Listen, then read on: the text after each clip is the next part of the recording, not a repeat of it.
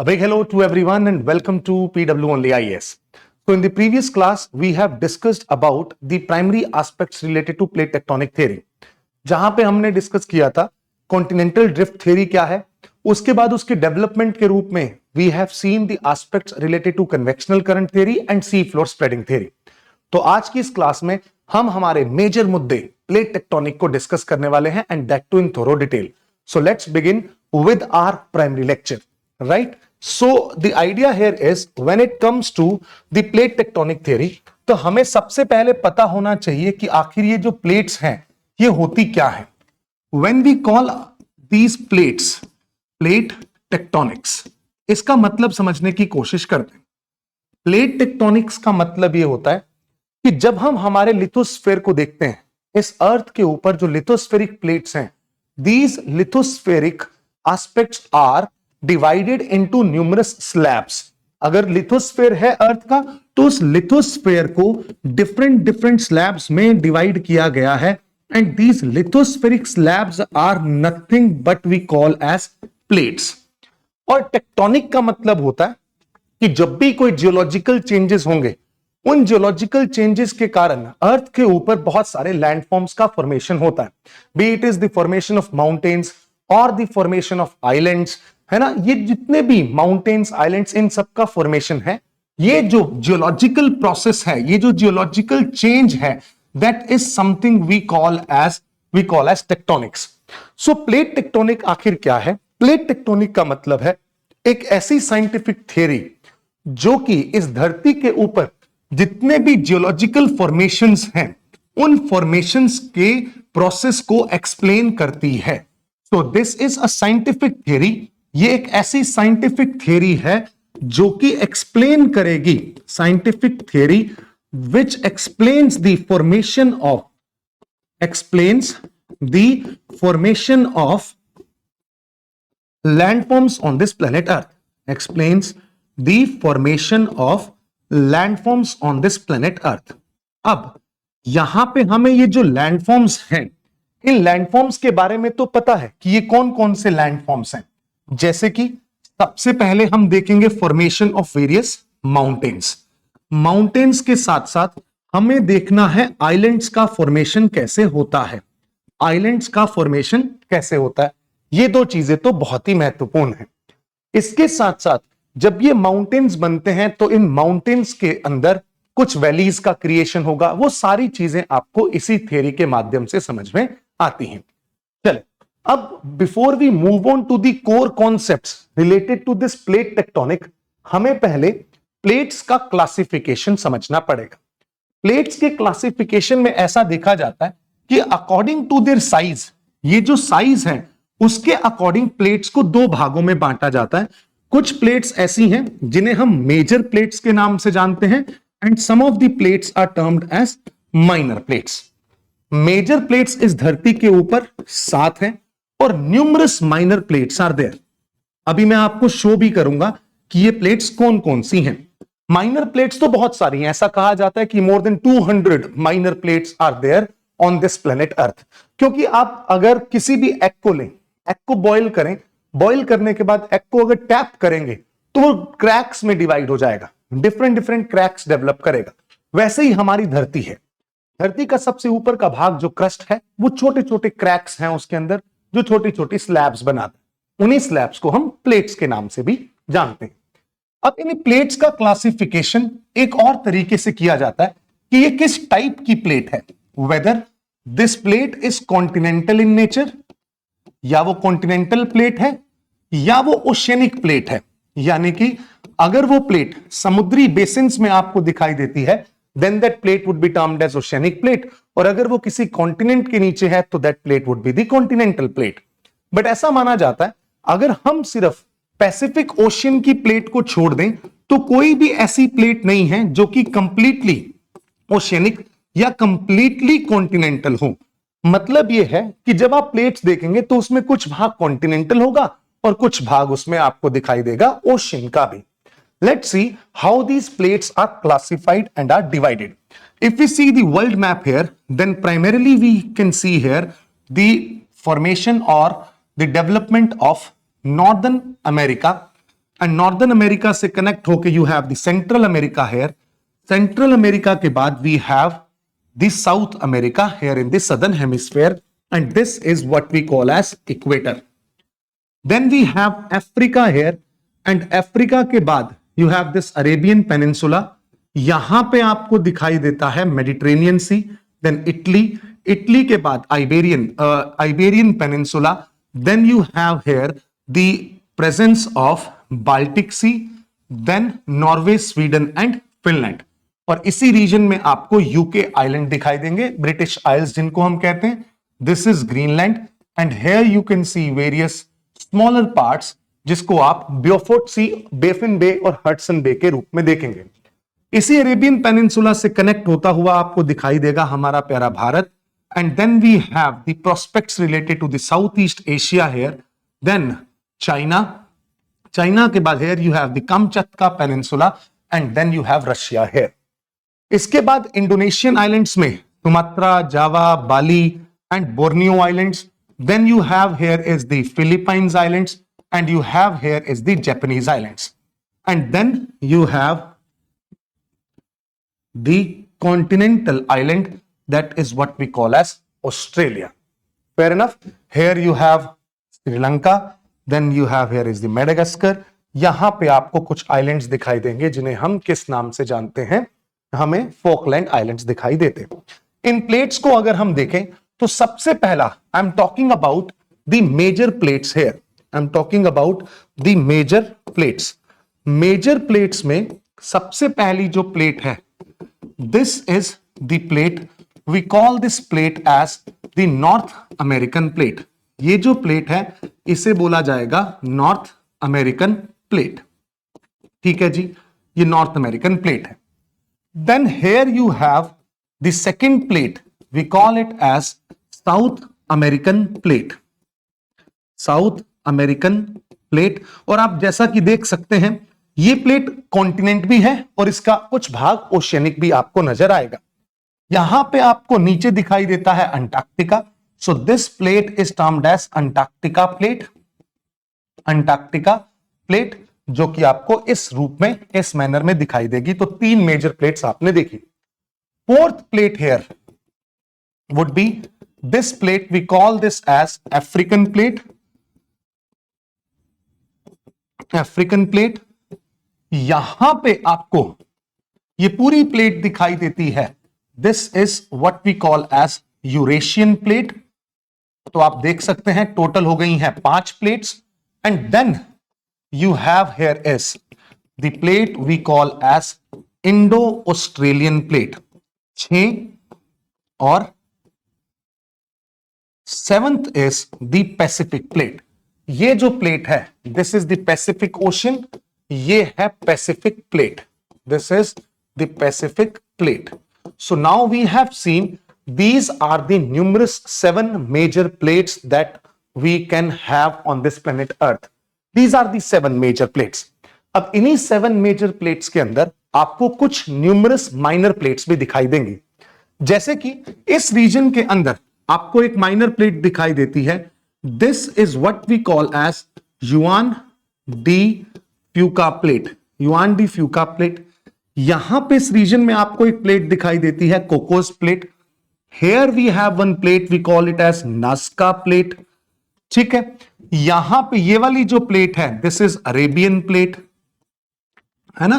This is Arabian plate. ऐसे छोटी छोटी बहुत सारी प्लेट्स हैं इस रीजन के अंदर. फिलीपाइंस के इस रीजन के अंदर आपको एक प्लेट दिखाई देगी, दैट इज कैरोलिन प्लेट.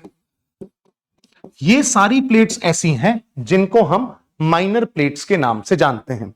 ऐसी माइनर प्लेट्स बहुत सारी हैं जो कि छोटे छोटे रीजन्स में छोटे छोटे स्लैब्स के रूप में आपको इस धरती के ऊपर दिखाई देंगे.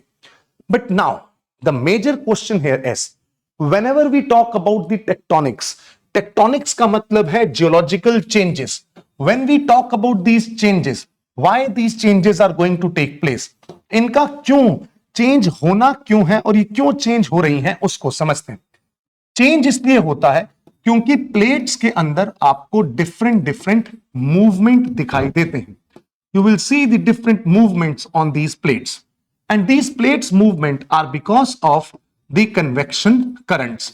अब हमने पिछली क्लासेस में यही इस्टेब्लिश कर लिया है कि जो भी मूवमेंट हो वो सारे के सारे मूवमेंट के लिए रिस्पॉन्सिबल कौन है, कन्वेक्शन करंट रिस्पॉन्सिबल है और कोई भी रिस्पॉन्सिबल नहीं है. Only convection current is responsible for the movement of these plates. Fair enough. Now when these plates will move, अब किस तरीके के मूवमेंट होते हैं उसको समझना बहुत जरूरी है. जब हम प्लेट्स मूवमेंट की बात करते हैं तो यहां पे आपको 3 तरीके के इंटरेक्शन दिखाई देंगे. इसको आप प्लेट्स मूवमेंट और प्लेट्स इंटरेक्शन के नाम से भी जान सकते हैं. और इस प्लेट्स इंटरेक्शन के अंदर आप देखेंगे कि आपको 3 तरीके का इंटरेक्शन दिखाई देगा. पहला इंटरेक्शन जिसे हम कहते हैं डाइवर्जेंट प्लेट बाउंड्री, इसे हम कहते हैं डाइवर्जेंट प्लेट बाउंड्री. ठीक है सर, डन है, divergent plate boundary. Then second is what we call as convergent margins और convergent plate boundary. Convergent margins और convergent boundaries. And then third is termed as transform plate movement और transform plate boundary. ठीक है, ये 3 major convergence, divergence और transform हमें दिखाई देता है.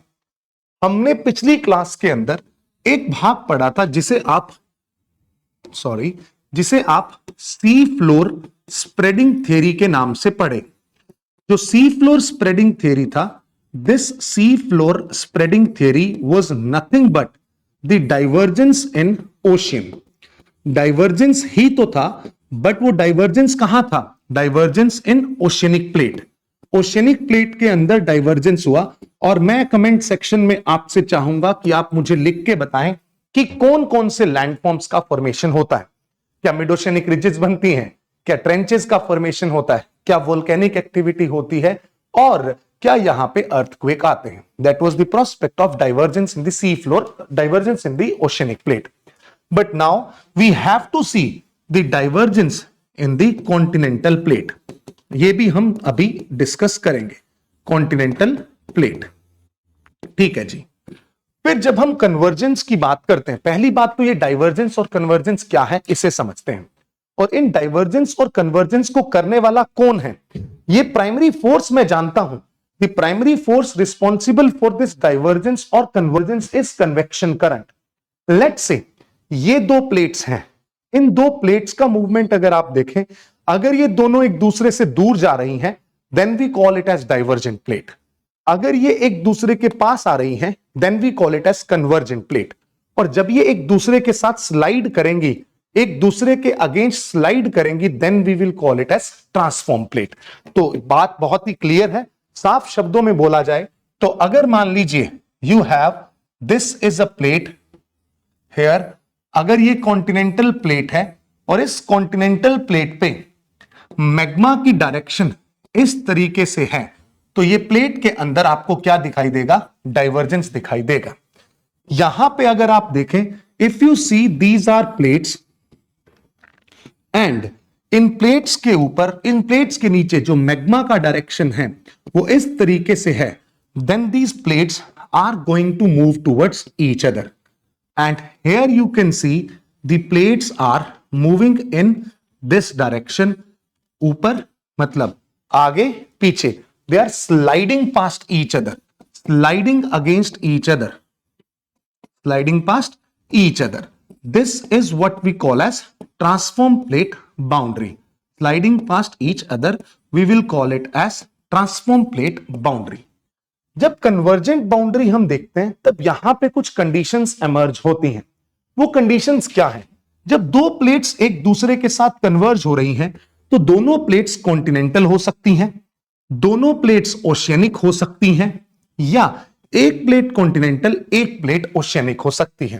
तो इस सिनेरियो के अंदर आपके पास कन्वर्जेंट बाउंड्री में you will see the 3 types of plates interaction, जिसमें पहला इंटरेक्शन कॉन्टिनेंट ओशियन, दूसरा ओशियन ओशियन और तीसरा कॉन्टिनेंट कॉन्टिनेंट इंटरेक्शन हो सकता है.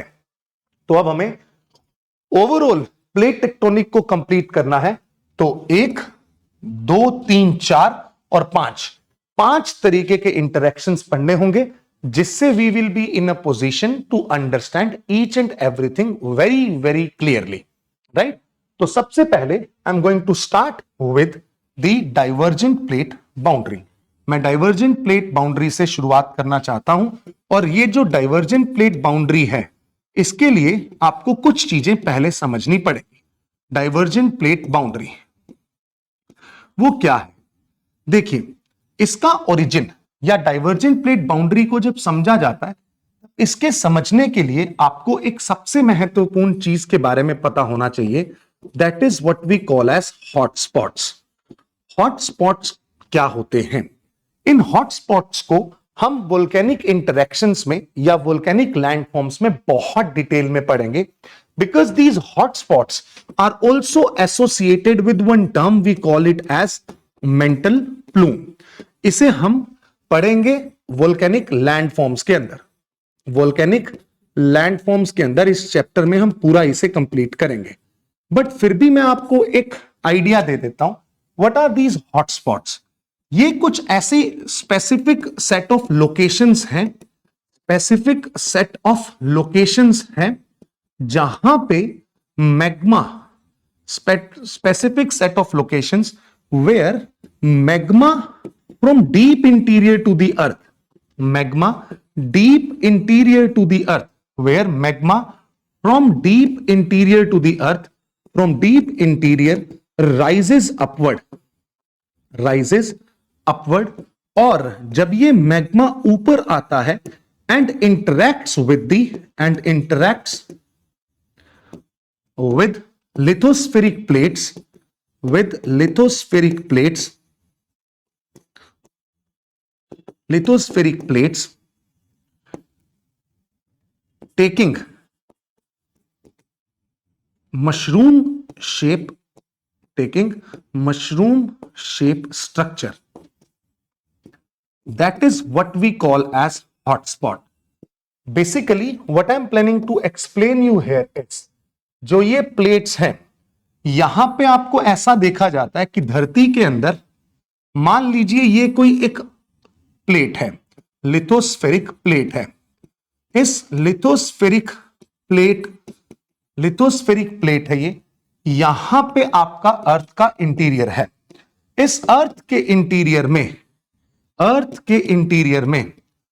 कोर और मेंटल, यहां पे आपको दिखाई देता है एस्थेनोस्फेयर। ये है आपका एस्थेनोस्फेयर, ठीक है। यहां पे core mantle boundary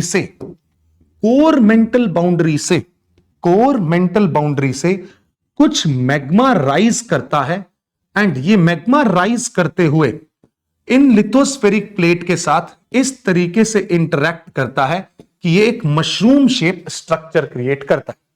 this is what we call as, कहां से आ रहा है? कोर मेंटल बाउंड्री से। इसे ही हम किस नाम से जानते हैं? मेंटल प्लूम के नाम से जानते हैं, मेंटल प्लूम के नाम से जानते हैं। डिटेल में मैं आपको जब वोल्केनिक लैंडफॉर्म्स पढ़ाऊंगा तब बताऊंगा कि धरती के अंदर इंटीरियर में कोर मेंटल बाउंड्री पे, वैसे तो ये सब लोग जानते हैं कि ये मेंटल सॉलिड है, बट फिर भी यहां से मैग्मा जनरेट कैसे हो जाता है? क्योंकि डीप इंटीरियर में जाते जाते जो टेम्परेचर है वो इतना इंक्रीज हो जाता है दोस्तों कि यहां पे कुछ रॉक्स मेल्ट हो जाती।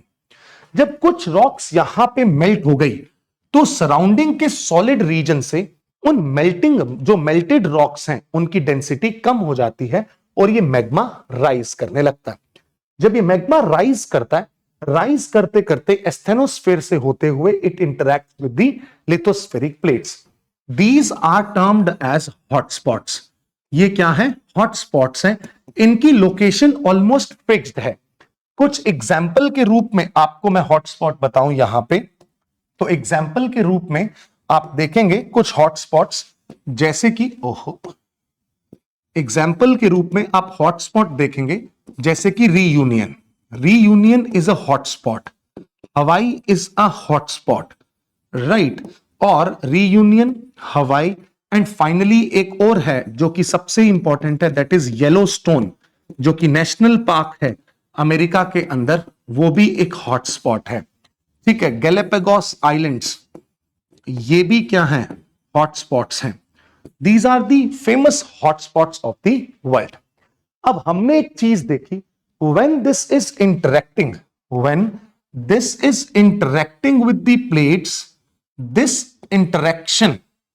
interaction though is taking the shape of a mushroom, you can perfectly find one thing, that this magma is rising and trying to diverge this lithospheric plate into two parts, because one limb is trying to move towards this side and other limb is moving towards other side. So with this we can perfectly find here the lithospheric plates are trying to diverge. Fair enough. Divergence के लिए पहला step आपने देखा, कौन responsible है, hotspots हैं, और ये कहां से आ रहा है, ये आ रहा है कोर मेंटल बाउंड्री से, very deep interior to the earth से। अब हमें जानना है शेप और डिफरेंट स्टेजेस पे इन हॉटस्पॉट्स के कारण क्या डाइवर्जेंट प्लेट बाउंड्री के अंदर वेरिएशन दिखाई देगा।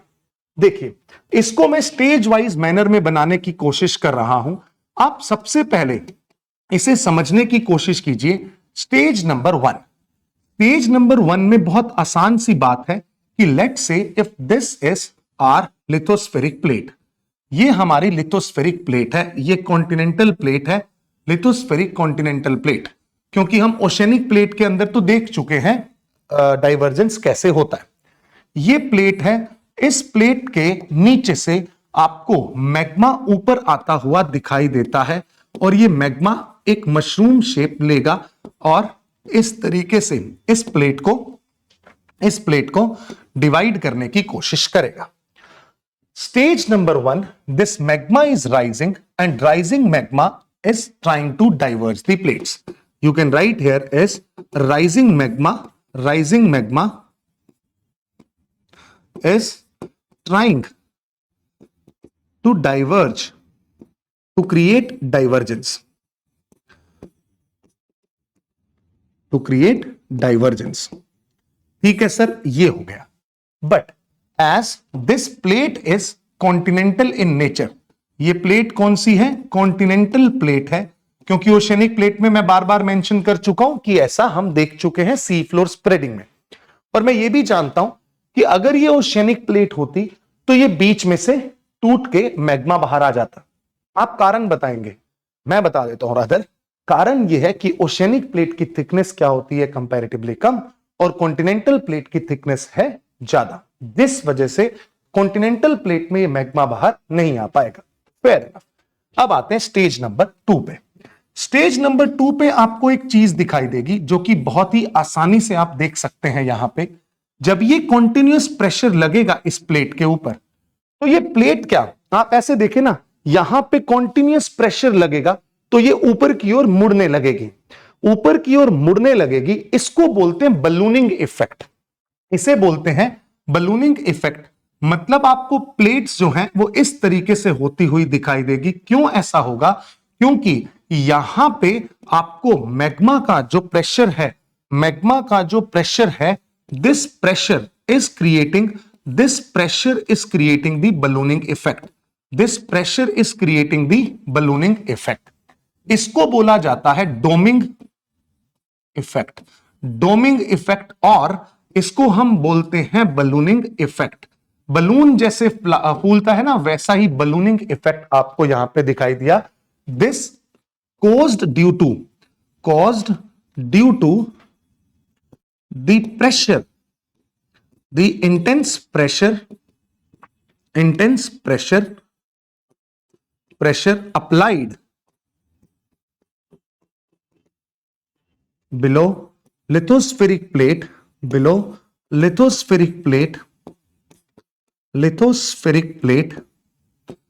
by rising magma, rising magma ने इनके ऊपर प्रेशर क्रिएट किया। बट आप एक चीज ये भी देखें कि जैसे जैसे ये डोमिंग हो रही है, वैसे वैसे आपको यहां पे ये दो प्लेट्स का इनके बीच में खिंचाव भी नजर आएगा। मान लीजिए ये प्लेट थी, ये मुड़ गई बीच में से, अब इसको दोनों तरफ से कोई खींच रहा है, दोनों तरफ से खींच रहा है, दोनों तरफ से इसको खींच रहा है, तो क्या यहां पे इस प्लेट के अंदर जब एक प्रेशर इधर लग रहा है, एक प्रेशर इधर लग रहा है, तो स्टेज नंबर 3 के अंदर you will see there will be something that is very crucial for us to know. पहले क्या होगा, ये जो प्लेट थी, जो डोम्ड प्लेट है, इस डोम्ड प्लेट के अंदर, इस डोम्ड प्लेट के अंदर क्या डेवलप हो जाएंगे, development of cracks, development of cracks हो जाएगा। क्यों क्रैक्स डेवलप होंगे, क्रैक्स इसलिए डेवलप होंगे दोस्तों, बिकॉज ऑफ ये कैसा फोर्स है, खींचने वाला, टेंसाइल फोर्स है या कंप्रेस कर रहा है या खींच रहा है, खींच रहा है, because of tensile forces, tensile forces created by magma. ये मैग्मा जो था, इसने टेंसाइल फोर्स क्रिएट किया, इसलिए यहां पे क्या डेवलप हो गए, क्रैक डेवलप हुए। अब एक बात बताओ, ध्यान से समझना, जैसे ही ये प्लेट को हमने खींचा, क्रैक डेवलप हुए, बीच वाला पार्ट टूट के कहां चला जाएगा, नीचे चला जाएगा। Then in the stage 4 you can see very clearly, stage number 4 के अंदर क्या होगा, स्टेज नंबर 4 बहुत ही ब्यूटीफुली आपको यह बताएगी कि इस पूरी प्लेट के अंदर, इस पूरी प्लेट के अंदर जो क्रैक डेवलप हुआ था, उस क्रैक के कारण एक भाग जो है, एक भाग कहां आ गया, एक भाग टूट के नीचे की ओर आ गया, एक भाग टूट के नीचे की ओर आ गया। दिस इज द डिस्प्लेस्ड, यानी कि यहां पे आप देखेंगे displacement of block takes place, displacement of block takes place and it will create fault। इस प्रोसेस को क्या कहते हैं, ये जो है, ये प्रोसेस है, इस प्रोसेस को बोलते हैं फॉल्टिंग, इस प्रोसेस को क्या बोलते हैं, फॉल्टिंग।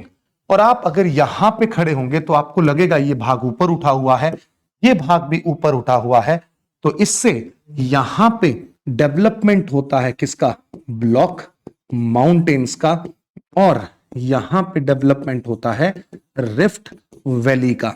राइट, यहां पे आप देख सकते हैं, इन्हें बोला जाता है horst and they are termed as graben. Right, जो रिफ्ट वैली है, जो भाग नीचे गिर गया, उसको आप ऊपर से देखेंगे तो एक वैली दिखाई देगी, और वैली के अंदर आप साइड में देखेंगे तो आपको पहाड़ दिखाई देगा।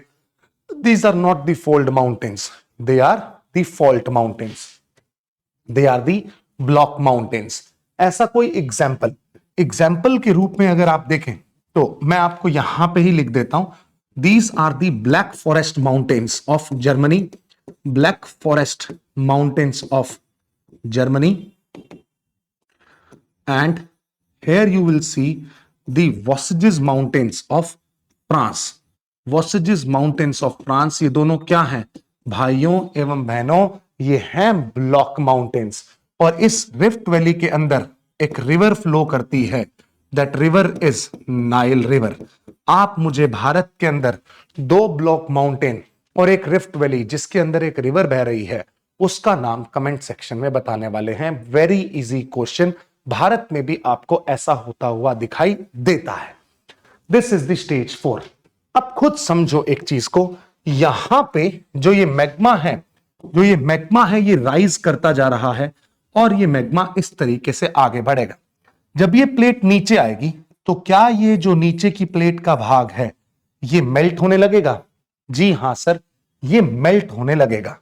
तो अब हम पहुंचते हैं स्टेज नंबर 5 पे, जहां पे आपको दिखाई देगी इंटरप्लेट थिनिंग। इंटरप्लेट थिनिंग, इसका मतलब यह है कि जो 2 प्लेट हैं, इंटरप्लेट थिनिंग, दोनों प्लेट के बीच की जो ये प्लेट थी, ये प्लेट क्या हो गई है, थिन हो चुकी है। ये प्लेट हो गई है थिन, ये प्लेट हो गई है थिन, और यहां पे आपको इस तरीके से ये प्लेट दिखाई देगी। अब मान लीजिए यहां पे मैग्मा ऊपर आ रहा है, मैग्मा ऊपर आ रहा है, magma is moving in this manner. ये तो आपको मैंने मशरूम शेप में बता ही दिया है। अब एक बात बताओ, नीचे की प्लेट थिन हो गई तो क्या थिकनेस कम हो जाएगी? बिल्कुल सही बात है सर। क्या ऐसा हो सकता है जो ये गैप है इसके बीच में पानी भर जाए? बिल्कुल सही बात है सर। इसके बीच में कौन भर गया सर? इसके बीच में पानी भर गया। और पानी भरा, यहां पे जब तक, कई बार क्या होता है, जो ये रिफ्ट वैली है ना, इस रिफ्ट वैली के अंदर अगर रेन वाटर आ जाता है, तो इन रिफ्ट वैली के अंदर अगर रेन वाटर आ जाता है तो आपको बहुत सारी लेक्स दिखाई देती हैं। इसको हम फॉल्टिंग के अंदर पढ़ेंगे भी, और मैंने आपको पहले इसके बारे में बताया भी है। अब जब आप इसको देखेंगे तब आपको एहसास होगा कि यहां पे जब ये पानी भर गया और वोल्केनिक एक्टिविटी होने लगी, वोल्केनिक एक्टिविटी होने लगी, वोल्केनिक एक्टिविटी होने लगी, धीरे धीरे धीरे धीरे इस समुद्र का पानी क्या होता रहेगा? खारा होता रहेगा। और जब वोल्केनिक एक्टिविटी होगी तो क्या ये इधर मूव करेगा? जी हां। क्या ये इधर मूव करेगा? जी हां। बट किसी ने बोला कि सर ये विड्थ इंक्रीज होगी। बिल्कुल इंक्रीज होगी, क्योंकि ये भी अभी कॉन्टिनेंटल प्लेट है, ये भी कॉन्टिनेंटल है, ये भी कॉन्टिनेंटल है। तो जब तक ये प्लेट कॉन्टिनेंट है, जब तक नीचे से आया मैग्मा इसको कंप्लीटली बसाल्टिक नहीं बना देता, तब तक ये स्प्रेड करती रहेगी। और जब ये वोल्केनिक एक्टिविटी के कारण, वोल्केनो के कारण इसके अंदर मिनरल्स मिक्स होंगे, मिनरल्स मिक्स होंगे, तब ये क्या बन जाएगा? एक सी बन जाएगा, जिसे हम नेसेंट सी के नाम से जानते हैं। और इसका बेहतरीन एग्जाम्पल है रेड सी। इसका बेहतरीन एग्जाम्पल कौन है? रेड सी। ठीक है। इसके बाद धीरे धीरे ये एनलार्ज होता रहेगा, और इस तरीके से आपको सारी स्टेजेस का डेवलपमेंट डाइवर्जेंट प्लेट बाउंड्री में दिखाई देता है। This is all about the divergent plate boundary. But ऐसा कहां पे हो रहा है उसके बारे में मैं आपको इस डायग्राम के माध्यम से बताना चाहता हूं। अगर आप देखें अफ्रीका को, अफ्रीका कॉन्टिनेंट को देखते हैं, तब इस कॉन्टिनेंट के अंदर आपको कुछ खास चीज दिखाई देगी। वो क्या है? यहां पे आपको कुछ रिफ्ट वैलीज का फॉर्मेशन होता हुआ दिखाई देता है। ये जो अफ्रीका है, यहां पे आपको एक रिफ्ट दिखाई देगी जो मैंने पिंक से बनाया है। This is a rift valley. क्यों? क्योंकि यहां पे कुछ प्लेट्स हैं जिनके अंदर मूवमेंट है, डाइवर्जेंस है। This is the Arabian plate, right.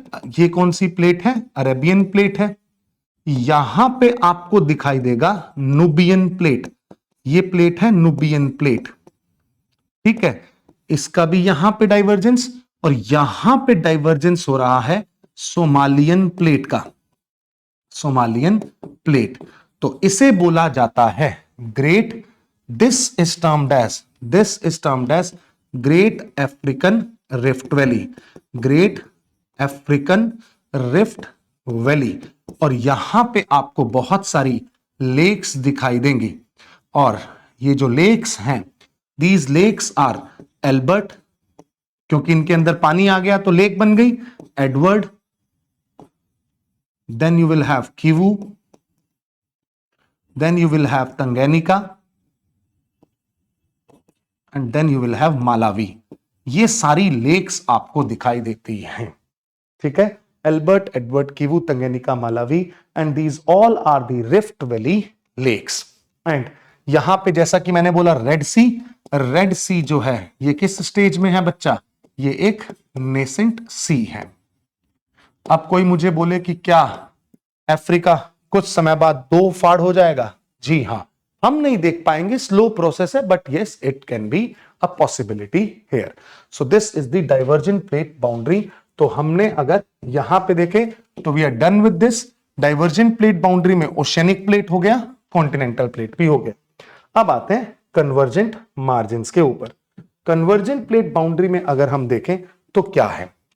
सबसे पहले तो कन्वर्जेंट प्लेट बाउंड्री के अंदर आपको कन्वर्जेंट प्लेट बाउंड्री, यहां पे आपको तीन तरीके के प्रोसेस को समझना है। पहला प्रोसेस है कॉन्टिनेंट ओशियन कन्वर्जेंस, दूसरा प्रोसेस है ओशियन ओशियन कन्वर्जेंस, एंड तीसरा प्रोसेस है continent continent convergence.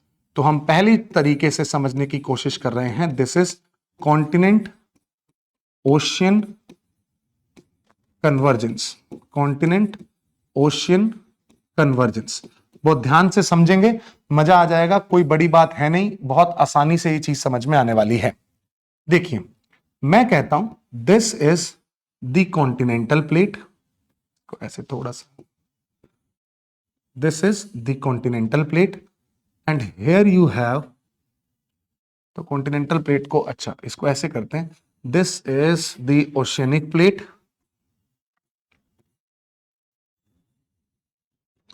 and here you have is the continental plate. This is continental plate and this one is the oceanic plate. ठीक है, और यहां पे oceanic plate है, तो यहां पे आपको क्या दिखाई देगा, इन प्लेट्स के बीच में यहां पे आपको पानी दिखाई दे रहा है and this here is having the presence of magma and magma का जो कन्वेक्शन करंट है वो किस तरीके से है, it is in this manner where both the plates are trying to converge towards each other. ये दोनों प्लेट्स एक दूसरे की ओर अग्रसर हो रही हैं। Fair enough. अब होता यह है कि आप समझें, ओशियन की जो प्लेट है, इस ओशियन की प्लेट के ऊपर बहुत सारे सेडिमेंट्स हैं। क्यों? क्योंकि यहां पे जो नदियां अपने सेडिमेंट्स लाके रखती हैं वो सेडिमेंट्स आपको दिखाई देते हैं। सिमिलरली कॉन्टिनेंट के ऊपर भी बहुत सारे सेडिमेंट्स का डेवलपमेंट हो रखा है। इनके ऊपर भी जो नदियां आई जो उस कॉन्टिनेंट पे बह रही थी, उन्होंने अपने साथ यहां पे सेडिमेंट्स का डेवलपमेंट किया। किसका डेवलपमेंट है ये? These two are nothing but the sediments, right. अब देखो, oceanic plate is moving towards continental plate and continental plate is moving towards oceanic plate. पहली बात तो ये है, oceanic plate is more denser, right. Oceanic plate is more denser, we know about it. Oceanic plate is more denser than the continental plate. ये continental plate से ज्यादा dense है, no doubt about that. Fair enough, कोई दिक्कत नहीं है। अब जब ओशियनिक प्लेट कॉन्टिनेंटल प्लेट से ज्यादा डेंसर है, तो जब ये कोलाइड करेंगी तब क्या होगा? कोलाइड जब करेंगी तब oceanic plate will subduct, oceanic plate will subduct, oceanic plate will subduct below the continental plate. देखते हैं कैसे होना है, अभी समझने की कोशिश करते हैं। दिमाग लगाइएगा, अपने आप समझ में आ जाएगा। देखें, साइमल्टेनियस प्रोसेस है।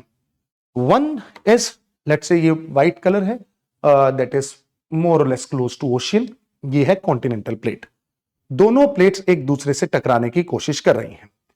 इस ओशियनिक प्लेट के मार्जिन पे भी सेडिमेंट्स हैं, कॉन्टिनेंटल प्लेट के मार्जिन पे भी सेडिमेंट्स हैं। जब ये दोनों एक दूसरे से कोलाइड करेंगी, दोनों एक दूसरे को कंप्रेस करेंगी, तब यहां पे जो इनका कॉन्टिनेंट का मार्जिन है, जहां पे ये सेडिमेंट्स हैं, ये सेडिमेंट्स धीरे धीरे क्या होने लगेंगे? ऊपर की ओर उठने लगेंगे। क्यों ऊपर उठने लगेंगे? क्योंकि ये ओशियनिक प्लेट इसको पुश कर रही है। और जैसे ही सेडिमेंट ऊपर उठने लगेंगे, क्यों ऊपर उठते हैं? कॉन्टिनेंट के ऊपर ही क्यों उठते हैं? क्योंकि कॉन्टिनेंटल प्लेट हल्की होती है। जो हल्की होती है ना, वो बॉयंट होती है। उसका काम क्या? ऊपर उठना, ऊपर की ओर जाना। जबकि जो भारी प्लेट है उसका काम कहां की ओर जाना है? नीचे की ओर जाना है। कॉन्टिनेंटल प्लेट का काम है ऊपर जाना और ओशियनिक प्लेट का काम है नीचे जाना। कॉन्टिनेंटल प्लेट ऊपर जाना, ओशियनिक प्लेट नीचे जाना। This oceanic plate now will simultaneously be pulled downward. ये नीचे की ओर जाने लगेगी, बट साइमल्टेनियसली ये यहां पे प्रेशर भी बनाती जा रही है। जैसे जैसे ये प्रेशर बनाती जाएगी, वैसे वैसे जो यहां पे सेडिमेंट्स इकट्ठे हुए हैं, जो कॉन्टिनेंट के ऊपर सेडिमेंट्स इकट्ठे हुए हैं, इसको बोला जाता है एक्रिशनरी वेज। एक्रिशनरी वेज। ये एक्रिशनरी वेज क्या होता है मेरे बच्चे? एक्रिशनरी वेज का मतलब, ये कॉन्टिनेंट था ना, इस कॉन्टिनेंट के ऊपर सेडिमेंट जो छोटा सा अब क्या थोड़ा सा जिसने थोड़ा सा माउंटेनियस रूप ले लिया, जो ऊपर उठने लगा है, that is an accretionary wedge. Sediments accumulated on the continental margin, continent के मार्जिन पे जो सेडिमेंट्स एक्यूमुलेट हुए हैं, that is forming a wedge we call as accretionary wedge. And जब ये इसके ऊपर उठेगा, जब ये प्लेट इसके ऊपर धक्का दे रही है, तो ये वेज जो है, this continental plate will be folding. ये क्या होने लगेंगे, आप खुद समझो, जब इसको धक्का देने लगेंगे तो ये जितने भी सेडिमेंट्स हैं, सेडिमेंट ये सारे क्या होने लगेंगे, they will start getting folded. यहां पे आपको फोल्डिंग दिखाई देगी and simultaneously you will see this plate is moving down. ये प्लेट, ओशनिक प्लेट कहां जाती जा रही है, कहां जाती जा रही है, कॉन्टिनेंटल प्लेट के नीचे। इसको थोड़ा सा छोटा करके एक और डायग्राम की सहायता से हम इसे समझने की कोशिश करते हैं, ताकि आपको क्लैरिटी ऑफ थॉट आ जाए। अब अगले इसको मैं देखूं अगर ध्यान से, तो how it will look like, this is the oceanic plate, ये है ओशनिक प्लेट जो कि कहां जा रही है, this oceanic plate which is getting subducted, this is the oceanic plate getting subducted, and here you will see the formation of mountains on the continental plate। ये आपकी कॉन्टिनेंटल प्लेट थी, जहां पे आपको क्या दिखाई देते हैं, माउंटेन्स का डेवलपमेंट दिखाई दे रहा है। जहां पे आपको किसका डेवलपमेंट दिखाई दे रहा है, माउंटेन्स का डेवलपमेंट दिखाई दे रहा है। देखिए, ये है आपकी oceanic plate and hair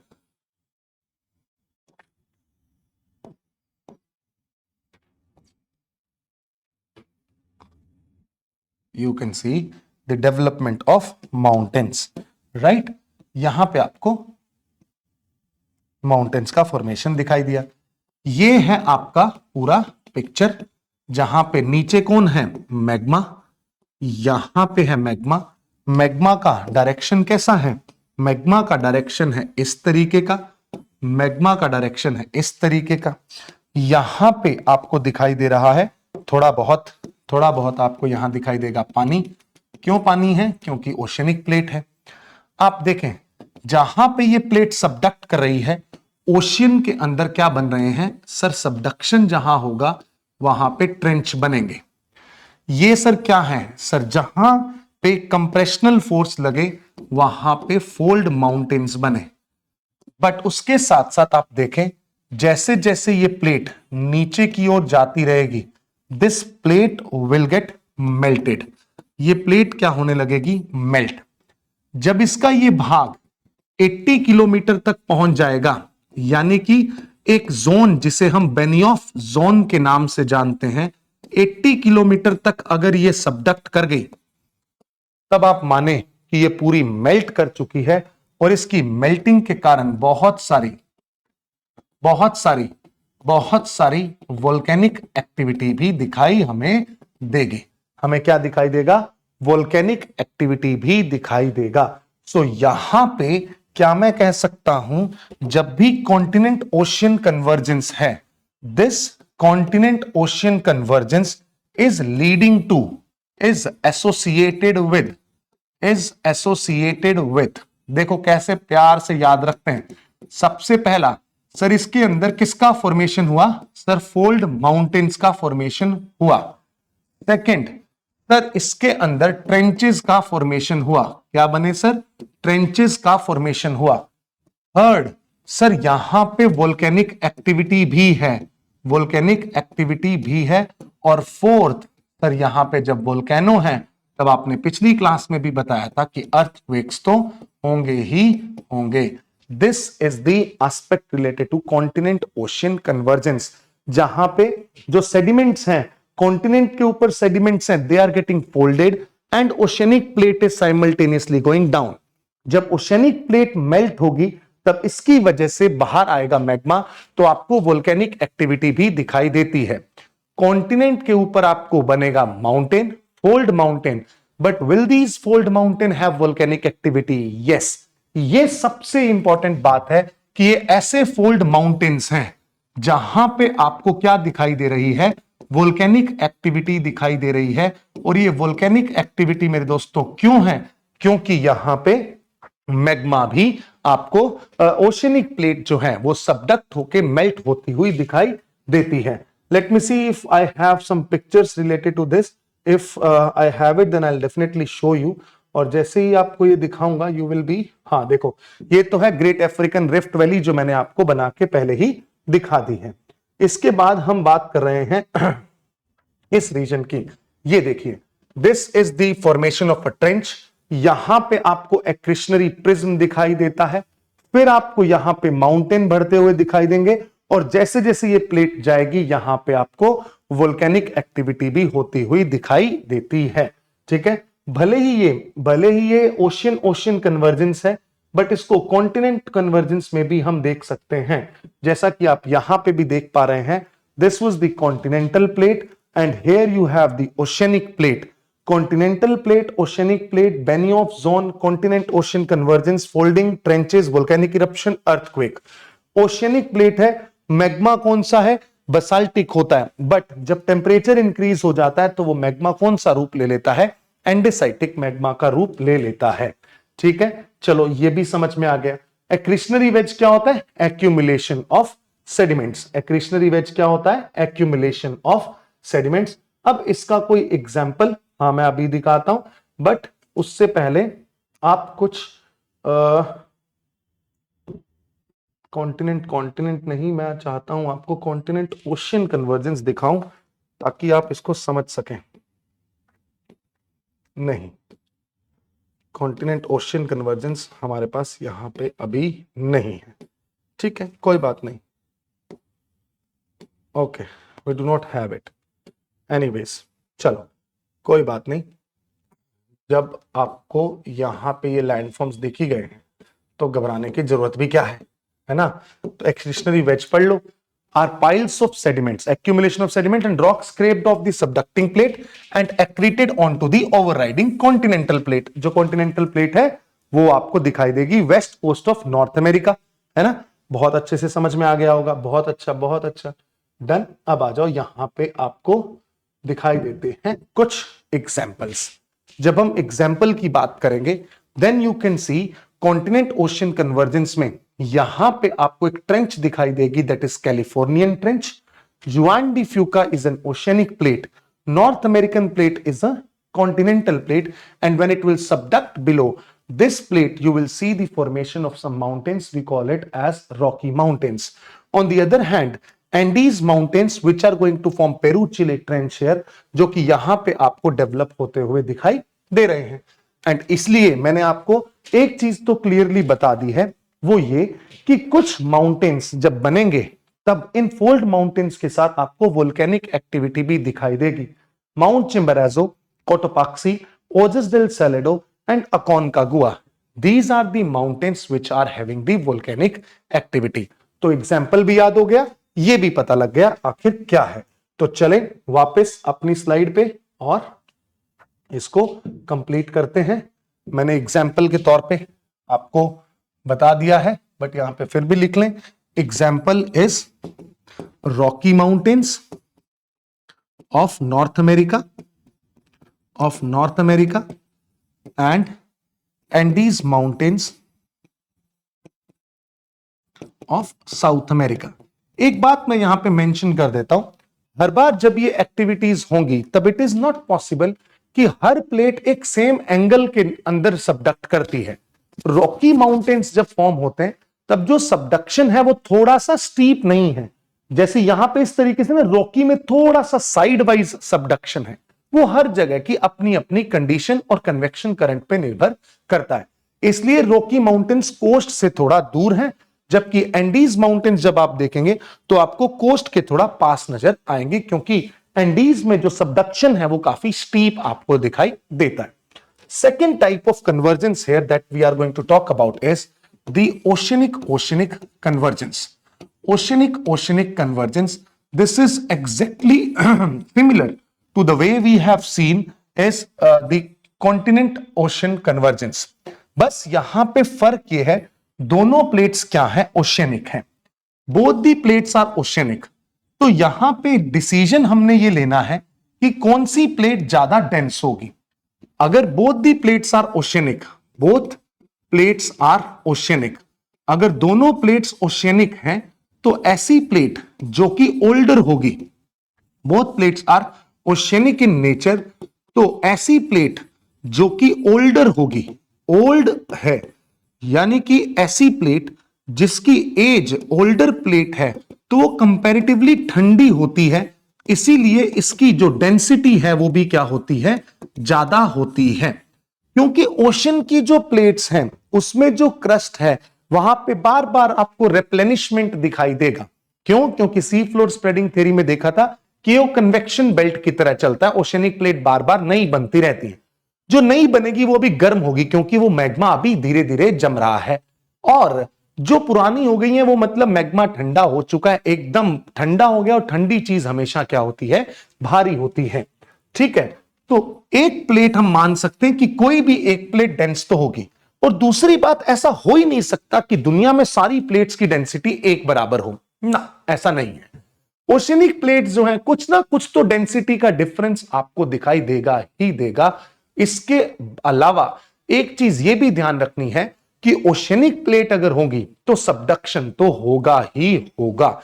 this is always, you will remember, always remember, always remember, always remember, right. वो क्या है? पहली चीज, ओशियनिक प्लेट है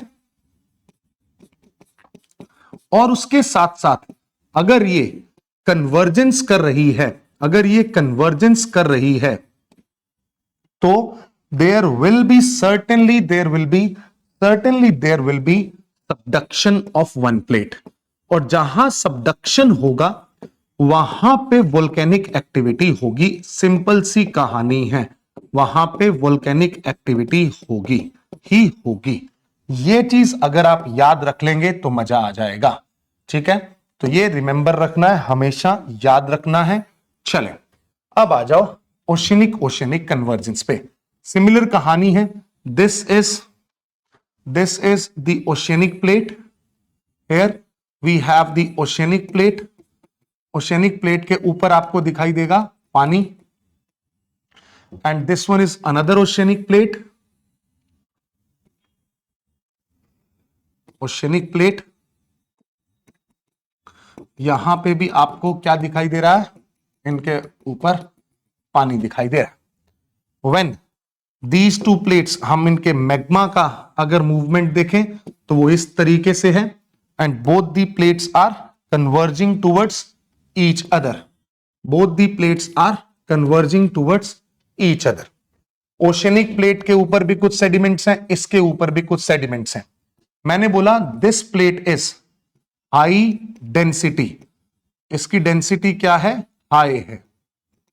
अगर ऐसा है तो व्हेन दे विल कोलाइड, तो सबसे पहले यहां पे आपको एक्रिशनरी वेज दिखाई देगा, and simultaneously this plate will start subducting, this plate will start subducting. इसकी वजह से व्हाट विल हैपन, इसकी वजह से आप देखेंगे जो सबसे इंपॉर्टेंट भाग है वो ये कि यहां पे एक ओशियनिक प्लेट है, one is the oceanic plate which is getting subducted, one oceanic plate is getting subducted. दूसरी ओशियनिक प्लेट के ऊपर बन रहे हैं कुछ माउंट्स, और ये माउंट्स बने यहां पे, और ऊपर क्या है, पूरा का पूरा पानी है। यहां पे क्या है, पानी है, पानी है बिल्कुल। और ये है ओशियनिक प्लेट, जैसे जैसे सबडक्ट करती जा रही है वैसे वैसे यहां से मैग्मा बाहर आता जा रहा है, मैग्मा एक्यूमुलेट होता जा रहा है, और जैसे ही मैग्मा एक्यूमुलेट होता जा रहा है ये एक दिन कहां से बाहर आ जाएगा, समुद्र की सतह से बाहर आ जाएगा, and leading to the formation of islands. इसकी वजह से क्या बनेंगे, आइलैंड्स का डेवलपमेंट होगा। सो क्या ये चेन ऑफ आइलैंड्स बनेंगे? बिल्कुल सही बात है सर, चेन ऑफ आइलैंड्स बनेंगे। बट ये आइलैंड्स कैसे होंगे सर? वोल्केनिक आइलैंड्स होंगे। क्यों वोल्केनिक आइलैंड्स होंगे सर? जब भी आपने बताया कि ओशियनिक प्लेट है, कन्वर्जेंस है, सबडक्शन है तो वोल्केनिक एक्टिविटी तो होनी ही होनी है। ठीक है, ये चेन ऑफ वोल्केनिक आइलैंड्स हैं, इन्हीं को हम आर्चिपेलागो भी कहते हैं, राइट, और इन्हीं को फेस्टून्स भी कहा जाता है, राइट। ये जो फेस्टून्स हैं, आइलैंड आर्क हैं, ये आपको डेवलप होते हुए दिखाई देंगे। फिर इसका कोई एग्जाम्पल के रूप में सबसे बेहतरीन एग्जाम्पल है, यहां पे आपको दिखाई देता इंडोनेशिया, फिलीपाइंस, जापानीज आइलैंड्स, और उसके साथ साथ कैरेबियन आइलैंड्स। ये सारे किस तरीके से बने हैं? They all are the resultant of oceanic convergence. सारे किससे बने हैं? ओशियन कन्वर्जेंस से बने हैं। Let me take you to another journey here, जहां पे मैं आपको दिखाता हूं ओशियन कन्वर्जेंस का एस्पेक्ट, जो कि आप यहां पे देख सकते हैं। This is something we call as the island arc. यहां पे जब सबडक्शन होगा तब आप देखेंगे कि सबडक्शन के कारण आपको किसका फॉर्मेशन होता हुआ दिखाई देगा? ट्रेंचेस का। कोई ट्रेंच आपको याद आती है? Sir Mariana trench, Mindanao trench, Kuril trench, हजारों ट्रेंचेस ऐसी आपको इनके आसपास दिखाई दे जाएंगी। हजारों तो खैर ज्यादा बोल दिया, बहुत सारे ट्रेंचेस आपको यहां पे दिखाई दे जाएंगे। ठीक है, तो these are the trenches that will be formed here. So ये है ट्रेंचेस और आइलैंड आर्क का फॉर्मेशन। डन। तो अब मुझसे कोई पूछे कि सर ओशियन कन्वर्जेंस, इसके अंदर क्या क्या है, मैं उसको बड़े ही प्यार से एक चीज समझाऊंगा। मैं उसको बोलूंगा बेटा सुन, बात तो सारी सेम ही थी। कॉन्टिनेंट ओशियन कन्वर्जेंस में फोल्ड माउंटेन बने थे, यहां पे आइलैंड्स बन जाएंगे क्योंकि वो बाहर आ जाएंगे पानी से। आइलैंड्स, आइलैंड आर्क बोल दो इसको, आइलैंड आर्क्स। सेकंड, सर क्या यहां पे वोल्केनिक एक्टिविटी होगी? बिल्कुल सही बात है सर, वोल्केनिक एक्टिविटी होगी। क्या सर यहां पे जब सबडक्शन होगा तब ट्रेंचेस का फॉर्मेशन होगा? बिल्कुल सही बात है सर, ट्रेंचेस का भी फॉर्मेशन होगा। क्या यहां पे अर्थक्वेक्स आएंगे? जी हां सर, यहां पे अर्थक्वेक्स भी आएंगे। और क्या ये अर्थक्वेक्स समुद्र के अंदर आ गए तो सुनामी का रूप ले सकते हैं? बिल्कुल सही बात है सर, ये सुनामी का रूप भी ले सकते हैं, राइट। स्टार मार्क इसलिए लगाया है क्योंकि यहां पे आपको sometimes they might result into tsunamis. This is ocean convergence, right. Ocean convergence के बाद now we have to discuss the continent convergence, जिसके अंदर हम बात करेंगे फॉर्मेशन ऑफ हिमालयास की। बट उससे पहले एक बार आप देख लीजिए, यहां पे फॉर्मेशन किसका है? वोल्केनिक आइलैंड आर्क्स का, जहां पे chain of volcanic islands are being formed. Then यहां पे फोरार्क बेसिन्स, कुछ ऐसे डिप्रेशन बन जाते जिनको आप ट्रेंचेस के नाम से भी जानते हैं। वोल्केनिक सी माउंट्स, यानी कि अगर वो समुद्र के बाहर नहीं आया तो सी माउंट है, समुद्र के बाहर आ गया तो वो आइलैंड है। सिंपल सा एस्पेक्ट है ये। ठीक है, अब कॉन्टिनेंट कन्वर्जेंस पे आने से पहले एक बार आप यहां पे देख लीजिए फोर आर्क बेसिन और बैक आर्क बेसिन, ताकि क्लैरिटी ऑफ थॉट हो जाए कि ये क्या होते हैं। देखें, यहां पे फोर आर्क बेसिन है, ये बैक आर्क बेसिन है, जो कि कहां पे दिखाई देगा? पीछे के भाग में। आगे के भाग में जो दिखाई दे रहा है that is four arc basin. ठीक है, यहां पे आपको ट्रेंचेस दिखाई देंगी। बिल्कुल सही बात है सर, ट्रेंचेस दिखाई देंगी, है ना। ट्रेंचेस भी मिल गई, बहुत बढ़िया। ये हो गया है पूरा का पूरा फॉर्मेशन ऑफ वोल्केनिक आर्क। ये वोल्केनिक आर्क हमने देख लिया। अब हमें समझना है, now we need to know and understand about the continent convergence. जैसा कि आप यहां पे देख सकते हैं, कैरेबियन आइलैंड, सुनामी, ये सारा मैंने लिख दिया। फिर फिलीपाइंस आइलैंड बने कौन सी प्लेट से? फिलीपाइन प्लेट्स और Sunda plate. Caribbean island North American plate और Caribbean plates. Indonesian island Indo Australian plate और सुंडा प्लेट, है ना। इस तरीके से ये डिफरेंट आइलैंड का फॉर्मेशन होता है। Now we need to understand the aspect related to the continent convergence. ये जो कॉन्टिनेंट कॉन्टिनेंट कन्वर्जेंस है, इसके अंदर एक खासियत तो ये है कि दोनों प्लेट्स इतनी हल्की होती हैं। जैसे ओशियनिक प्लेट तो ऐसा था ना कि सबडक्ट कर जाती है, यहां पे सबडक्शन आपको दिखाई नहीं देगा। क्यों सबडक्शन नहीं दिखाई देता? क्योंकि हम यहां पे इन प्लेट्स की डेंसिटी को अगर देखें तो आपको एहसास होगा कि भाई साहब ये इतनी लाइट हैं, इतनी लाइट वेट है कि इनके कारण इनकी हल्के होने के कारण ये नीचे की ओर सबडक्ट नहीं करेंगे। अब ये भी एक ऐसा माउंटेन रेंज है, एक ऐसा प्रोसेस है जिसमें ये प्लेट कॉन्टिनेंटल, ये प्लेट कॉन्टिनेंटल, दोनों के मार्जिन पे अगर कोई सेडिमेंट्स पड़े हैं तो these sediments are going to get folded. यहां पे फोल्ड माउंटेन्स तो बनेंगे, कोई शक नहीं है, फोल्ड माउंटेन तो बनेंगे। सबसे बेहतरीन एग्जाम्पल है यहां पे हिमालयन माउंटेनियस रेंज का, जिसको मैं अभी डिटेल में पढ़ाऊंगा।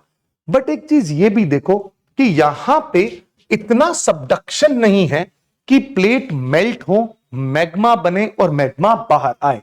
बट इसी कारण से आपको यहां पे अपलिफ्टेड प्लेटूज मिल जाएंगे, बहुत सारा फोर्स लगेगा तो थ्रस्ट भी मिल जाएगा।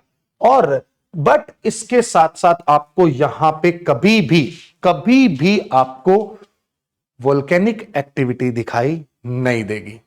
कॉन्टिनेंट कॉन्टिनेंट कन्वर्जेंस में वोल्केनिक एक्टिविटी नहीं होती है, चाहे आप हिमालयास का एग्जाम्पल ले लें, चाहे आल्प्स का। यह बात आपने तय ध्यान रखनी है। हिमालय को हम डिटेल में अभी पढ़ेंगे, बट उससे पहले मैं थर्ड प्लेट बाउंड्री के बारे में बता देता हूं, एंड देन वन गो में हिमालय पढ़ने के बाद will finish it of with this lecture.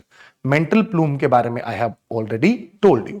देखें, जब आप यहां पे ट्रांसफॉर्म बाउंड्रीज देखते हैं, ये ऐसी बाउंड्रीज हैं जहां पे मूवमेंट ना वो एक दूसरे के पास आ रहे हैं, ना वो एक दूसरे से दूर जा रहे हैं। This is side by side movement of the plates. When you talk about the side by side movement of the plates, this movement is not going to create any of the landform. बस अगर ये movement होगा तो इसकी वजह से earthquake तो 100% आएंगे, जो कि कोई नहीं रोक सकता, क्योंकि मूवमेंट ऑफ प्लेट है तो भूकंप तो आना ही आना है। तो यहां पे साइड बाय साइड मैनर में ये मूवमेंट दिखाई देता है। This horizontal movement can be in opposite direction or in the same direction at differential rate। किसी भी डायरेक्शन, सेम डायरेक्शन में भी हो सकता है, अपोजिट डायरेक्शन में भी हो सकता है, कोई धीरे चले कोई तेज चले, किसी भी तरीके से ये मूवमेंट आपको दिखाई दे सकता है। जब भी आप ट्रांसफॉर्म बाउंड्री देखेंगे तो उसका एक सबसे इंपॉर्टेंट एग्जाम्पल है सैन एंड्रियास फॉल्ट। ये जो ट्रांसफॉर्म फॉल्ट है, इसका सबसे बेहतरीन एग्जाम्पल है सैन एंड्रियास फॉल्ट, जो कि है कैलिफोर्निया के अंदर। Very famous transform fault in the world, and जो कि 1200 किलोमीटर का है, जहां पे पैसिफिक प्लेट और नॉर्थ अमेरिकन प्लेट के बीच में आपको ये साइड बाय साइड मूवमेंट दिखाई देगा। This was what we call as the transform plate boundary, right. जब आप ट्रांसफॉर्म प्लेट बाउंड्री देखते हैं तो यहां पे किसी तरीके के कोई भी फॉर्मेशंस आपको ज्यादा दिखाई नहीं देते। जैसे कन्वर्जेंट में oceanic and continental type of plate का कन्वर्जेंस था, ट्रांसफॉर्म में कोई भी प्लेट हो सकती है जो साइड बाय साइड मूवमेंट करें, डाइवर्जेंट में भी कोई भी प्लेट्स हो सकती हैं। ये यहां पे प्लेट दोनों एक दूसरे की ओर मूव करती हैं। दोनों प्लेट्स एक दूसरे की ओर जब मूव करती हैं, तब आप देखोगे कि एक प्लेट टूटती है। जब टूटना होता है, इसीलिए कन्वर्जेंस जब होता है तब उसको आप डिस्ट्रक्टिव मार्जिन के नाम से जानते हैं। डिस्ट्रक्टिव, ठीक है, क्योंकि दोनों टकराएंगे तो टूटेंगी, डिस्ट्रक्टिव हो गया। ओशियनिक प्लेट जो होती है, that subducts the continental plate, old crust is destroyed, also known as crust bin. Then यहां पे फोल्ड माउंटेन्स, ट्रेंचेस मैं आपको बता चुका हूं, और यहां पे वोल्केनिज्म और अर्थक्वेक होता है। यहां पे देखिए वो दोनों एक दूसरे के साइड बाय साइड मूवमेंट करती हैं, कोई भी क्रस्ट क्रिएट नहीं होती, डिस्ट्रॉय नहीं होती, तो इसीलिए इसको कंजर्वेटिव मार्जिन कहते हैं। यहां पे इसका इफेक्ट लिमिटेड है, वोल्केनिज्म नहीं है, बट अर्थक्वेक है। ऑन द अदर हैंड जब आप डाइवर्जेंट प्लेट बाउंड्री की बात करेंगे, प्लेट मूव करेंगी, नीचे से मैग्मा आएगा, क्रस्ट बनेगा, इसीलिए इसको कंस्ट्रक्टिव मार्जिन के नाम से जाना जाता है, क्योंकि new tectonic crust is formed. The formation of a ridge, mid oceanic ridges, जैसे कि मैंने बात किया, कुछ नए ओशियंस की भी हमने बात की थी, और यहां पे भी वोल्केनिज्म और अर्थक्वेक हमें दिखाई देता है। So that's how we are done with the each and every plate margin. But अब एक स्पेसिफिक भाग रह गया है जिसको मैं अपने हैंडआउट से आपको समझाने की कोशिश करूंगा, and that is the formation of Himalayas. So let's see what exactly these Himalayas are and how they are formed with continent-continent convergence. So in continent-continent convergence, when we talk about the formation of Himalayas, we can take the help of this handout, and ये बहुत ही खूबसूरती से हिमालयास के different phases को, हिमालय के different mountainous chains को explain करता है। As we all know a fact, अगर हम ध्यान से देखें, जब हम कॉन्टिनेंट कॉन्टिनेंट कन्वर्जेंस पढ़ते हैं और हिमालय की बात करते हैं, तो हमें पता है कि India was earlier the part of Gondwana land, और भारत यहां पे गोंडवाना लैंड में अफ्रीका के साथ जुड़ा हुआ था। एंड इंडिया अपनी जर्नी स्टार्ट करता है टुवर्ड्स नॉर्थ, और यहां पे आपको एक प्लेट दिखाई देती है जिसे हम यूरेशियन प्लेट के नाम से जानते हैं, राइट? ये है Eurasian plate, and here we have the Indian plate. But इसके बीच में कौन है? इसके बीच में है मेरे बच्चा टेथिस सी। इसके बीच में कौन है? टेथिस सी है। तो आप ये देखें, इसको थोड़ा ध्यान से अगर आप समझेंगे तो आपको पता लगेगा कि जब हिंदुस्तान की कॉन्टिनेंटल प्लेट यूरेशियन प्लेट से टकराई, उससे बीच में कौन है? ओशियन है। इसका मतलब यह है कि when these continental plates will collide with each other, उससे पहले किसका कोलिजन होगा? ओशियन कॉन्टिनेंटल प्लेट का कोलिजन होगा। पहले ये सारी टेथिस की प्लेट जब तक यूरेशियन प्लेट के नीचे सबडक्ट नहीं कर जाती, तब तक इंडियन प्लेट आपस में यूरेशियन प्लेट के साथ नहीं टकराएगी। बेसिकली कहने का मतलब यह है कि यह है आपकी इंडियन प्लेट, यह है यूरेशियन प्लेट, बीच में जो जगह है ये कौन है? टेथिस की प्लेट है। जब ये दोनों प्लेट्स एक दूसरे की ओर जाएंगी तो पहले टेथिस की प्लेट को क्या होना पड़ेगा? खत्म होना पड़ेगा। फिर दोनों एक दूसरे को आंखों में आंखें डाल के देखेंगे, and then they will collide with each other. This is the scenario. तो हमेशा हमें ध्यान रखना है कि जब भी हम हिमालय का फॉर्मेशन पढ़ेंगे, हां ये कॉन्टिनेंट कॉन्टिनेंट कन्वर्जेंस है, कोई शक नहीं है, but in continent continent convergence से पहले इन दोनों के बीच की जो प्लेट है, that plate is something we call as oceanic plate, Tethys plate है। अब इसी वजह से हिमालय का जब फॉर्मेशन हुआ तो वो डिफरेंट डिफरेंट फेजेस के दरमियान हुआ। पहले एक ब्रॉड अंडरस्टैंडिंग देखते हैं। जब हम हिमालय की अंडरस्टैंडिंग देखते हैं तो हमें पता लगता है कि इंडियन प्लेट की स्पीड, ये है इंडियन प्लेट, इसकी स्पीड इतनी फास्ट थी कि ये यूरेशियन प्लेट के साथ जब टकराई, वैसे तो सबडक्ट नहीं करेगी, बट जब ये टकराई तो जाके इसके नीचे, क्योंकि स्पीड इतनी फास्ट थी कि जाके नीचे क्या हो गई? लॉक हो गई, जैसा कि आप यहां पे देख पा रहे हैं। जब ये नीचे लॉक हो गई है, क्या ये 80 किलोमीटर डीप जा गई? ना, नहीं गई। अगर 80 किलोमीटर डीप नहीं गई तो क्या मेल्ट होगी? नहीं मेल्ट होगी। बट ऊपर से क्या यहां पे थिकनेस बढ़ गई? बिल्कुल बढ़ गई। अगर थिकनेस बढ़ गई तो मैग्मा बाहर आएगा? सर नहीं आ पाएगा। अगर मैग्मा बाहर नहीं आ पाएगा तो क्या हिमालय में कभी वोल्केनिक एक्टिविटी होगी? नहीं, हिमालयाज में वोल्केनिक एक्टिविटी नहीं है। बट अभी थोड़ी देर बाद फिर हम जब बात करेंगे तब थोड़ा ध्यान से समझने की कोशिश कीजिएगा। So you can see here one of the continental plate जो भारी है, जिसकी वेलोसिटी ज्यादा है, that will settle below the other continental plate, and उसके बाद इस कॉन्टिनेंट को क्या करेगी? अपलिफ्ट कर देगी, but plate will not melt. अब देखें, हिमालय का जो फॉर्मेशन होता है ना, this is formed in different phases, right? जिसमें आपको पहले तो यह भी पता होना चाहिए कि हिमालय की माउंटेनियस रेंजेस क्या क्या हैं, कौन कौन सी माउंटेनियस रेंजेस हैं। इन माउंटेनियस रेंजेस के अंदर अगर मैं आपको एक छोटा सा क्लैरिटी दूं तो आपको छोटा सा क्लैरिटी यहां पे आपको मिल जाएगा, that first of all we have is the Karakoram ranges. यहां पे आपके पास है काराकोरम रेंजेस। काराकोरम के बाद we have Ladakh range, then we have Zanskar range, then we have great Himalayas. Karakoram, फिर है हमारे पास लद्दाख, लद्दाख के बाद we have Zanskar and then we have great Himalayas, फिर है कुछ middle Himalayas and then we have is the Shivalik ranges. इस तरीके से ये माउंटेन्स हैं। तो आप देखें, जो काराकोरम और लद्दाख हिमालयास हैं इन्हें बोला जाता है ट्रांस हिमालयास, और जास्कर माउंटेन्स को बोलते हैं हम टेथियन हिमालय। इसको बोलते हैं टेथियन हिमालय, और बाकी के सारे हिमालयास के अंदर आएंगे। तो आप खुद समझो कि इनका नाम अलग क्यों दिया, क्योंकि इनके बनने का प्रोसेस भी क्या होगा, अलग होगा, और ये बने भी डिफरेंट डिफरेंट फेजेस में होंगे। काराकोरम, काराकोरम का ऑफिशियल नाम है कृष्णगिरी माउंटेन। कृष्णगिरी का मतलब कृष्ण बोले तो ब्लैक, गिरी बोले तो माउंट, एक ऐसा माउंटेन जो कि ब्लैक कलर का है, that is a Karakoram mountain. Fair enough. अब काराकोरम ब्लैक है यानी कि मैग्मा जरूर आया होगा। इसी कारण से आप देखेंगे ये अलग माउंटेन्स हैं जिनको आप ट्रांस हिमालय और टेथियन हिमालय कहते हैं, जबकि ग्रेट हिमालय, मिडिल हिमालय और Shivaliks are the part of Himalayan chain.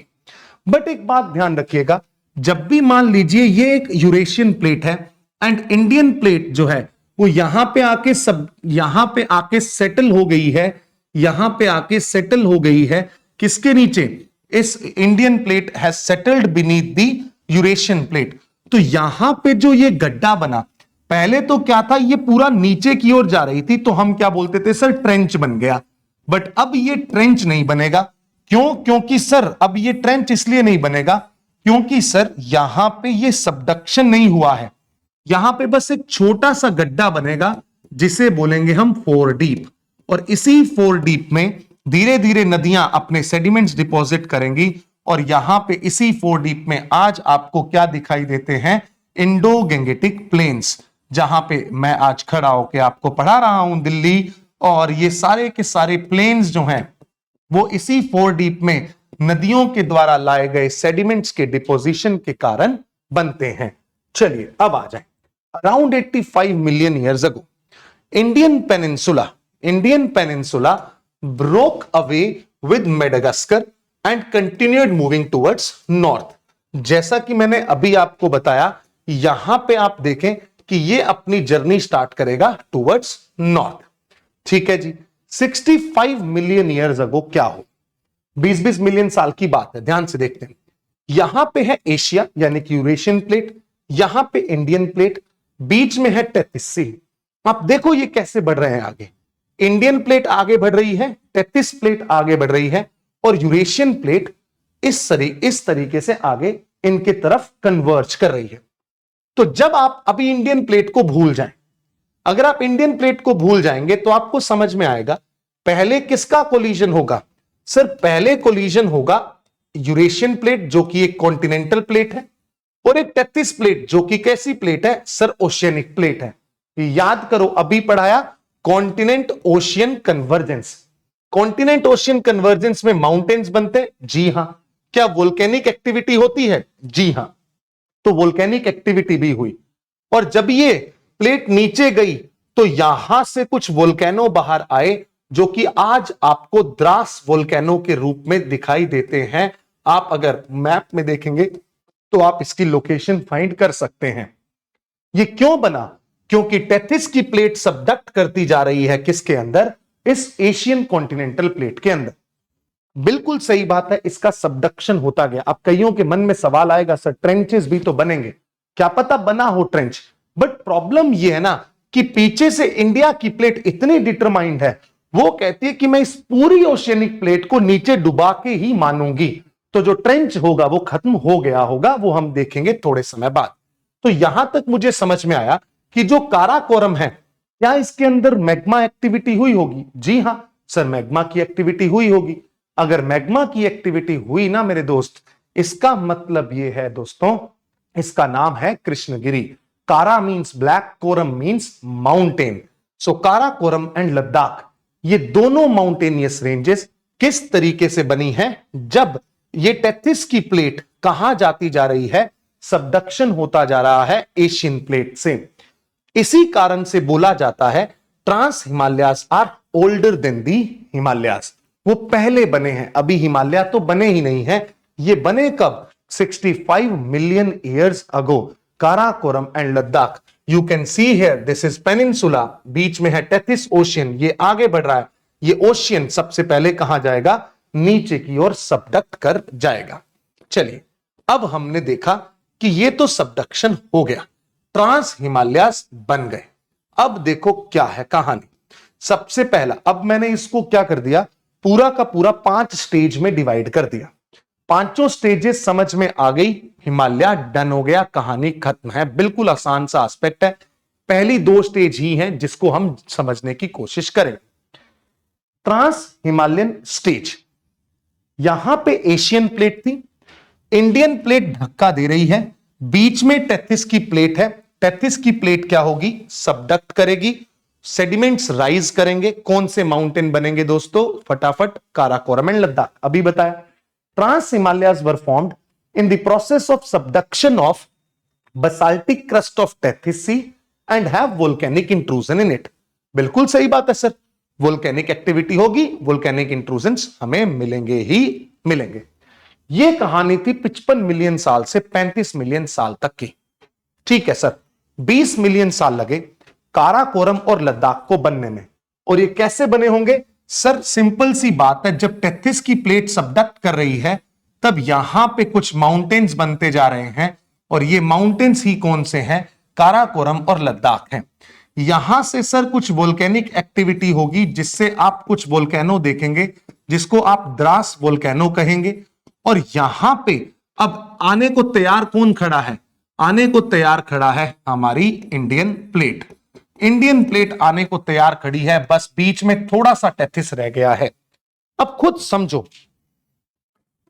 Indian plate, इसको ऐसे बता देता हूं, इंडियन प्लेट, यूरेशियन प्लेट, बीच का टेथिस खत्म हो गया, अब थोड़ा सा जॉइंट रह गया। जब भी ये प्लेट नीचे गई होगी, क्या यहां पे गहरा गड्ढा बना होगा? बिल्कुल सही बात है सर, गड्ढा बना होगा। उस गड्ढे के अंदर क्या सारे सेडिमेंट्स डिपॉजिट हुए होंगे? जी हां सर, उसके अंदर सारे के सारे सेडिमेंट्स डिपॉजिट हुए होंगे। आप देख लो, ये प्लेट अंदर चली गई, ये वाली प्लेट जब पूरी अंदर चली गई है तो यहां पे जो गड्ढा बना, इस गड्ढे के अंदर 33 के बचे हुए क्या थे? सेडिमेंट्स थे। 33 के बचे हुए क्या थे? सेडिमेंट्स थे। और उनको अगर प्रेशर लगाओगे तो वो सेडिमेंट्स भी क्या हो जाएंगे? राइज हो जाएंगे। इसीलिए जो टेथियन हिमालयास हैं उनका फॉर्मेशन होता है, जिसको आज आप किस नाम से जानते हैं? जास्कर के नाम से जानते हैं। सेडिमेंट्स विच वर लेफ्ट, जिसको हम 33 के सेडिमेंट्स कहते हैं, वो अपलिफ्ट हुए, फोल्ड हुए, और उसने क्या बना लिया? जास्कर माउंटेन बना लिया। और इसके एविडेंस भी मिले। आप देखो पेंगोंग सो लेक, आप देखो सोमेरिरी लेक, इतने हाई एल्टीट्यूड पे, इतने हाई एल्टीट्यूड पे ऐसी लेक्स का मिलना पॉसिबल है ही नहीं। It is least likely to be found at very high altitude. Why? क्योंकि सेलाइन लेक्स इतनी हाई एल्टीट्यूड पे इसलिए नहीं होती क्योंकि हाई एल्टीट्यूड पे आपको इवेपोरेशन नहीं दिखाई देता, बट फिर भी वहां पे सेलाइन लेक्स हैं, वहां पे मरीन फॉसिल्स मिले हैं भाई। इसका मतलब यह है कि उस जगह पे पहले क्या हुआ करता था दोस्तों? टेथिस हिमालय हुआ करता था। ठीक है, टेथिस हिमालय बोलो, टेथिस सी हुआ करता था, जिसके सेडिमेंट आज टेथियन हिमालय जास्कर में हमें दिखाई देते हैं। This is what we need to understand. अब कहानी बहुत आसान है। जो 33 की प्लेट थी पूरी सबडक्ट कर गई।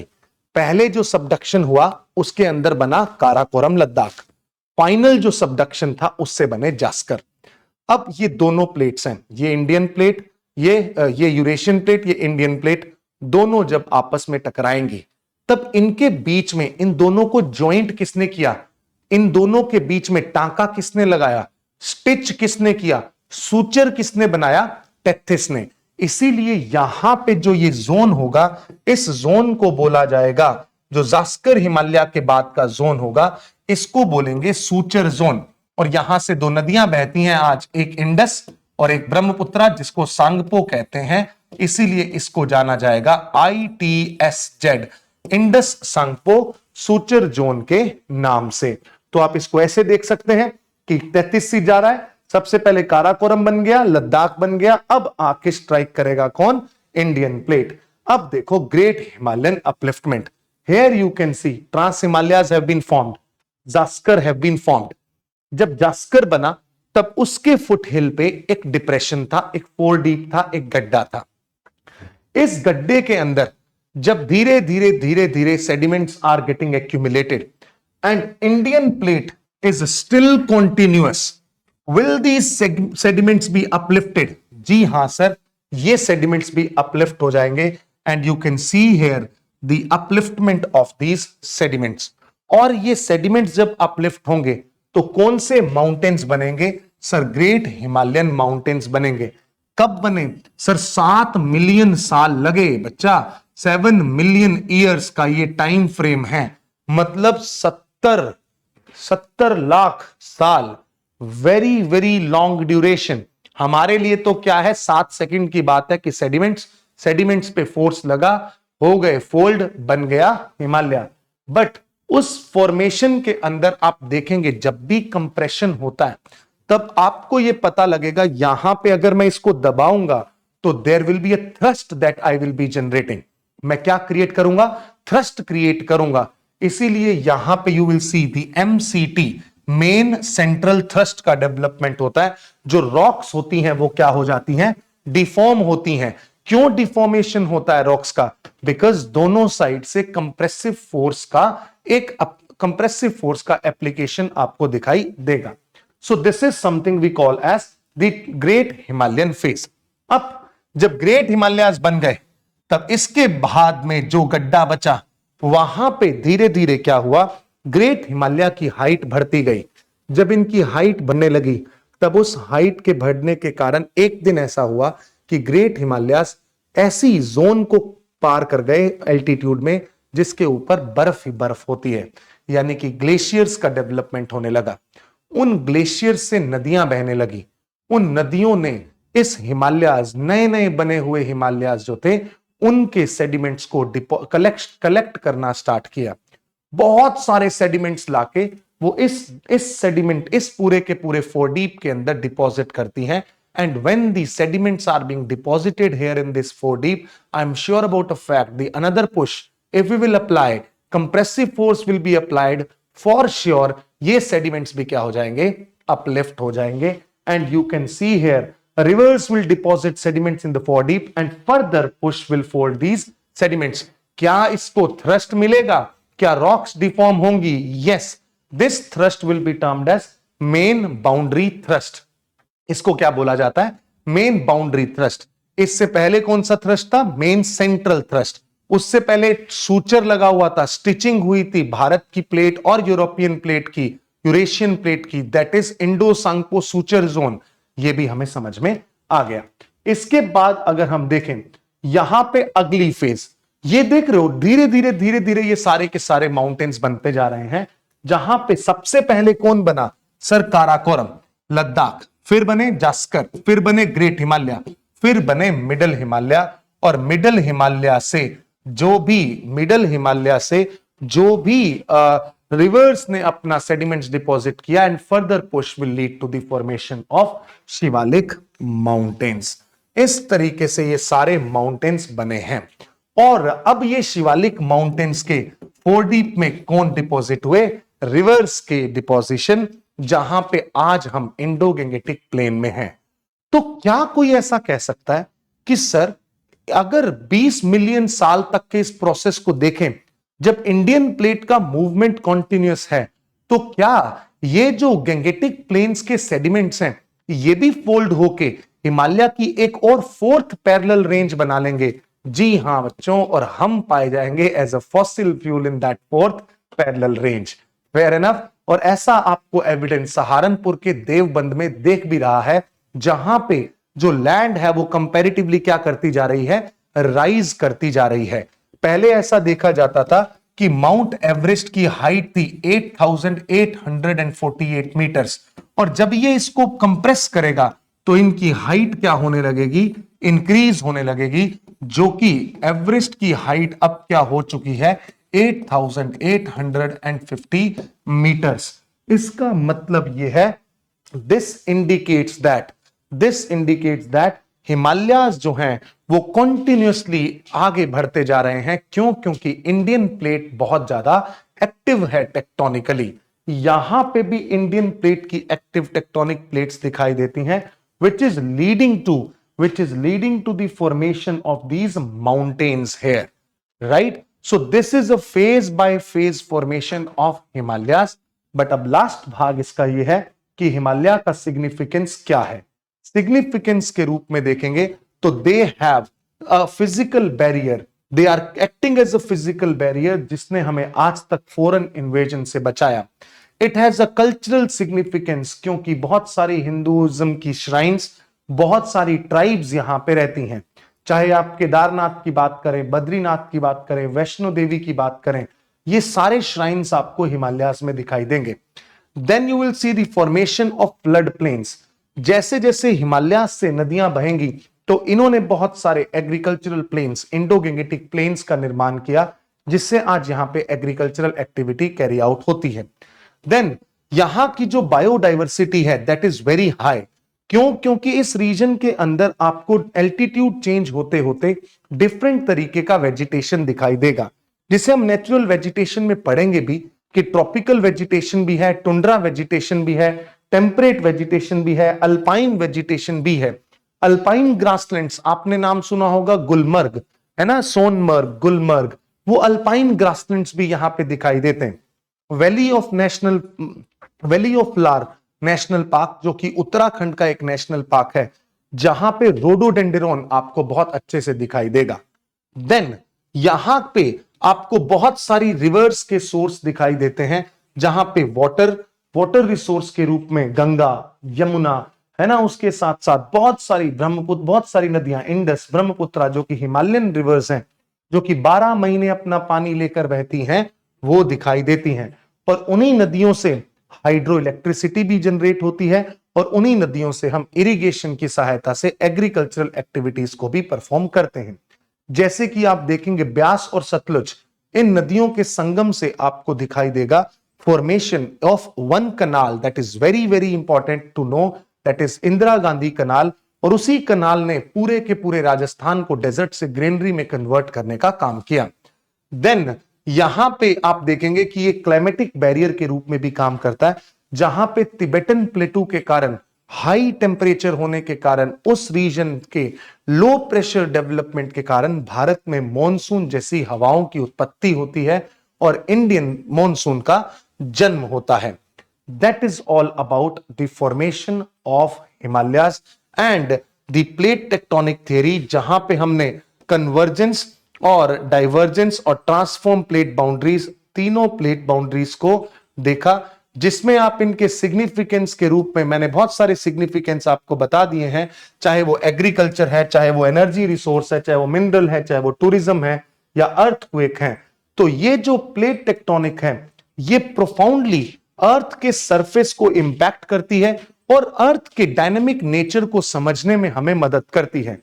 जितने भी माउंटेन्स, जितने भी आइलैंड्स आज हम फॉर्म होते हुए दिखाई देते हैं, वो सारे के सारे माउंटेन्स को, फॉर्मेशन को, उनके आइलैंड्स फॉर्मेशन को समझने के लिए one theory which explains everything in a very scientific manner is plate tectonic theory. I hope you have understood it with very much utmost clarity. Thank you so much. See you next time with another lecture. Goodbye.